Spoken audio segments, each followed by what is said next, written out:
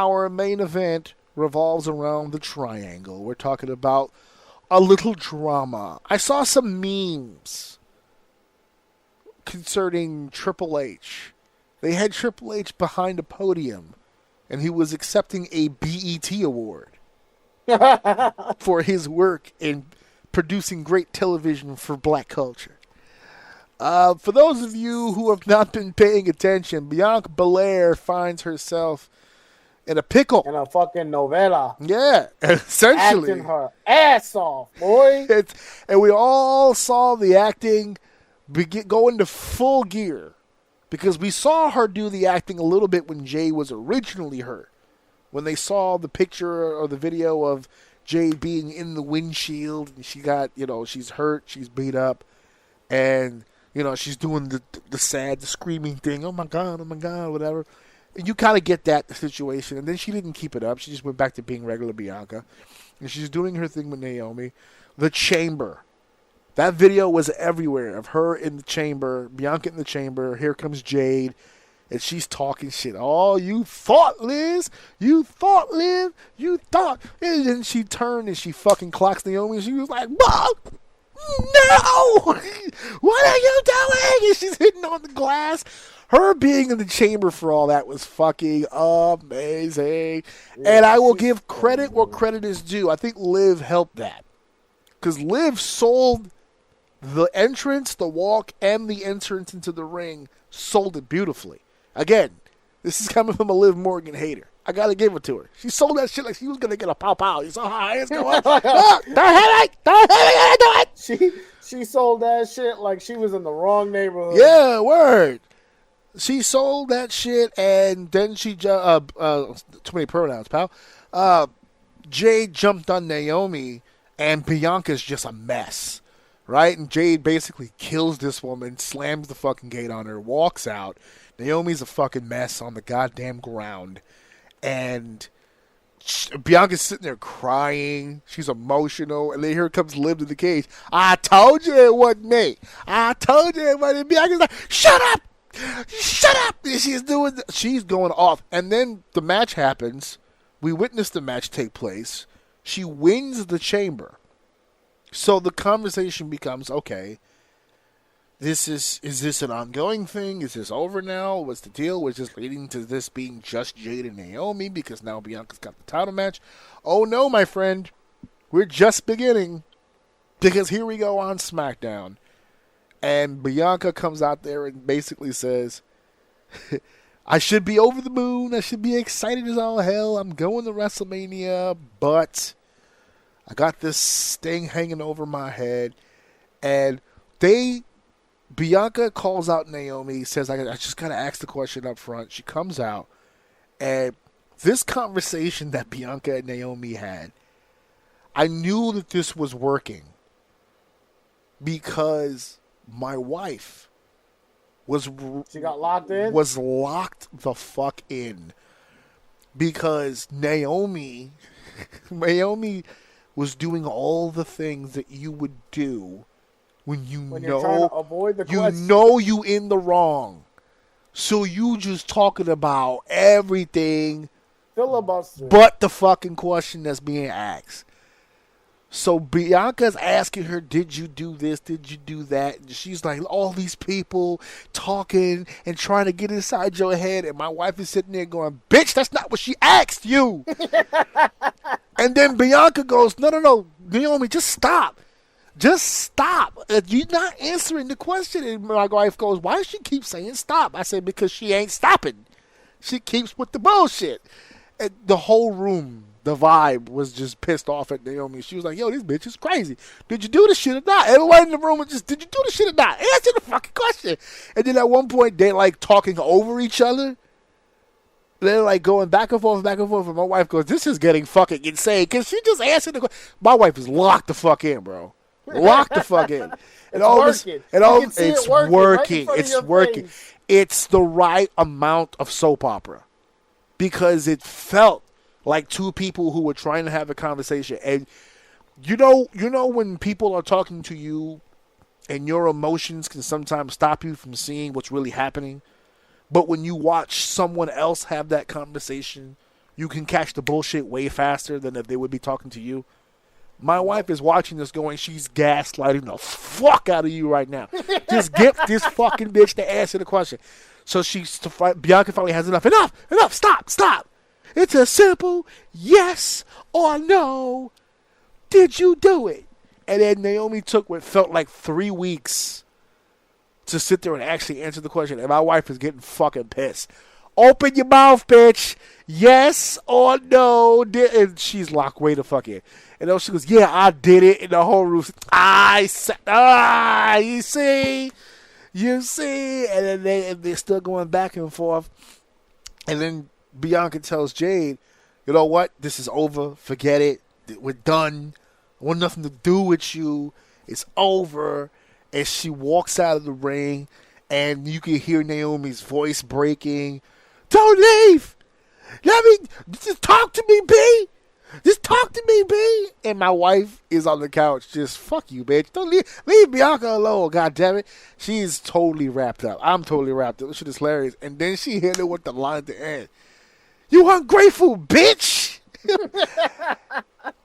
My wife had just about hopped off the fucking couch. It looked like she was about to punch my TV, bro. And that's when Jade's car shows up on the screen. She comes out. She walks out through the curtain. They share a nod. No. Don't skip past that. First of all, real quick, I'm just gonna stop you right there. Go ahead. First of all, I wanna make mention. I know this doesn't need to be said, but God has created Jade's body to wear clothes. Anything this woman puts on, I swear, looks different on her than any other human in the whole fucking world. I just want to say that. She's just built different. She went out there looking like a glass of milk. She looked great out there. When she walks out, this is why I hope when she actually gets in the ring and they tell the story in the ring, it translates. Because what they're doing right now, Jade looks like I'm not gonna say super top tier, but she's up there right now. She's doing what she's supposed to do in the WWE, and that's tell a story. And she's doing it as a powerhouse, which is her whole thing. Yeah. And when she came out, she walked straight out business. She looked straight to the ring, and she looked at Bianca for permission. Yeah. And she looked at her, and Bianca was like, hey, listen. Do what you got to do, son. Do what you got to do, Do what you got to do, and son. She turned around and went straight to work. And I just loved that transaction between two. Like, hey, listen. It's like they're telling us, look, I hated the group overall. I just wanted Bianca to be free. But it has gotten to the point where now it really does feel like you're looking at three friends beefing. Yeah. Because it's like, this is what it feels like real life friends beef looks like, where it's just like, dude, I'm going to fuck him up. And you're just like, look, dude, I'm not going to stop. I've been trying to stop this. They keep popping off. Y'all do what y'all got to do. I'm out of this. Y'all do what you got to do. That's what it felt like. That's what that nod felt like to me. Here's what I forgot. It wasn't until the segment was just about over. I think Jade hit her with the move, and then she's like taunting over her or something. I forgot this. My block. You got to check in. Yeah, we got to check in, son. You checking in? You got that permission slip, homie? Yeah, it's my block. I just remembered not just now, but when I watched the episode at WrestleMania this year, when you and I were in the building, that semi-main event was the three of them together. It was Bianca, Jade, and Naomi, remember? Yeah, because I was robbed of Bianca's entrance. Yeah, it was against Damage Control. Yeah. So I'm like, you could really full circle this bitch leading up to this WrestleMania. You can go back to that time when all three of them were on the same page. And then the slide out for the team to become tag team champions, and then the car, and then Naomi becomes tag team champions, and then the whole... You could do a year's worth of a package to really tell the story of how these individuals came together. And if you're going to leave Bianca where she is and just let the two friends fight, I wouldn't be against it. But there's a hardcore rumor that Bianca's got more to do with this than people think. And there's another layer that you could add to this that would make it even more interesting. I'm not entirely sure super babyface Jade is the way to go, but at this point, based on the way that everything's playing out, I guess at this point I'm willing to try. I don't think heel is the way to go. I think face is the perfect way to go For Jade. I mean, excuse me. Jade, right? Yeah, go ahead. For Jade, because the other two, like if they decide to do a weird turn where Bianca turns on her as well, like she knew all along, it was all like if that's the play they want to go, that's fine. You allow Naomi and Bianca to do the heavy lifting, which again, Operation Jade is just get the girl, expedite her experience. All this has been is expedite her exposure. She's got the look, she's got the physique, and I think she can perform. She's just a little green and sloppy. Like her matches go great until she botches, and then you kind of like see it. You know what I mean? So if they can just clean her up, buy her time for the payout when she's ready. And I can already tell you from AEW to today, she still has work to do, but she is fucking miles ahead of where she was when she fucking first got here. So they need to keep cooking with this. Naomi going heel, cussing everybody else, saying you all on my ass. Every time I try to come out here, you guys are all like against me and shit. Like, I love that. Let's see. That's what I want to get out of the women's division. And the one person that has kind of been doing it a little bit until she kind of baby-faced was, damn it. God damn it. I hate when my brain fucking turns off at names. Rhea. Yeah. Rhea was who would do it very, very, very well. But I am very sick, and they need to kind of somewhat remove this at some level from the women's division of this camaraderie bullshit. Like, I need competition. Yeah. I want somebody to come in here and go, no, fuck you. I'm the best. You all fucking like. We need real villains in the women's division. I don't think we have it. Yeah. And Rhea was the closest until now she's over, and it's like, okay, we love Rhea. Like, it's kind of hard to pull. She was so bad it was good. And when she was doing the whole thing with the group she was in for that little bit of time, and then they all just kind of turned. The whole group ended up turning face because of how popular they were getting. Let me ask you a question. Is Naomi the heel we don't know that we need yet? I think Naomi is the heel that she doesn't know she needs. She needs a new she needs a facelift, yeah. Paint. She needs a new coat of paint, and I think she showed a glimpse. It's hard. A 1-2 minute segment of turning is very easy to do. Going there and shooting a whole heel promo is very difficult. Or at the very least, committing a heel act, because we didn't see her attack Jade. We ran from her. Yeah, so far, the contest has been Jade's dominance all the way through. We haven't actually seen Naomi be a heel yet. But hold on. I don't think Naomi has dominated. I'm not saying she should either. I'm saying I'd like to see some heel activity from her. Yes, I would actually. I'm going to lean into that and say that I don't even mind if Naomi keeps getting her ass beat as long as she just keeps being annoying. Annoying. Like like one of those, those annoying kids when you grew up that would you beat the fuck out of them and they would just keep talking shit. They just won't shut up and they just annoy the shit out of you. That's what she needs to be. Let Jade beat on her. But keep coming back and keep talking shit and sabotaging her and just being a fucking pester and annoyance and like, fuck you, you don't deserve this, bitch. You've been carried this whole time. Like, keep that shit up. And I think this would actually be really good for all three of them, to be honest with you. Well, we were just saying a second ago about the Evolution pay-per-view. Excuse me. Oh, my God. I have got to retrain this brain. Why? The Evolution... Because can't just be boomers. I am not a boomer. I'm not that old. With the Evolution PLE coming up, I think one of the main differences that could come from this show as opposed to the first is something like this.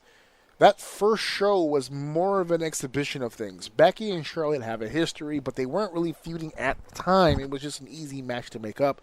Ronda and Nikki being in the main event didn't have any real heat to it. Toni Storm's match was a final classic final. Shayna Baszler and Kairi Sane, that was a title match. They made a card out of that, but one of the things that I think the women are doing better now than they did back then is the storytelling aspect. Even even in NXT, they did a really good job with the Jada Parker Lola Vice feud. Right now, the two best wrestlers on the roster, Stephanie Vacour and Julia, just main evented Roadblock. I don't know the results yet. I haven't had a chance to check it, but they went title for title. So somewhere right now was an NXT women with 2 belts. That kind of a program, that kind of a feud, that kind of storytelling is something the first Evolution, I was going to do it again, PLE, didn't have, that I think would be interesting for this new show, because this new show would have way more developed and way more polished talents of today. They don't have to bring up Medusa. They don't have to bring in Trish. They don't have to bring in Lita. They don't have to bring in these older names to get that show over. They have enough know talent they're going today. to, but I really hope they don't. If they do, I hope they don't overdo it, where I need to see it for the whole goddamn show. And I like the storytelling, and I hope they develop 1 or 2 stories. But I really want, especially right now, based on the quality that we have as far as wrestlers and the people that could use this exposure right now, I really kind of hope they just have a few really good exhibitions. Like, give me some exhibitions woven into my story.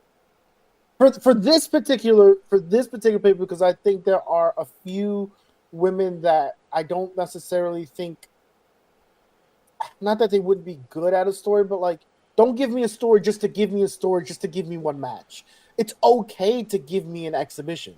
It's okay to take 2 mid cards who, like, coming up call ups from NXT or whatever the case may be, whatever from your roster, and like, okay, who is going to get good exposure from this, and who can exercise their chops in front of a big crowd and try to tell a story in a match or something like that, or have a good match, kind of like have a good showing here and work. Just send some people in. There you go. Send some people in there to work.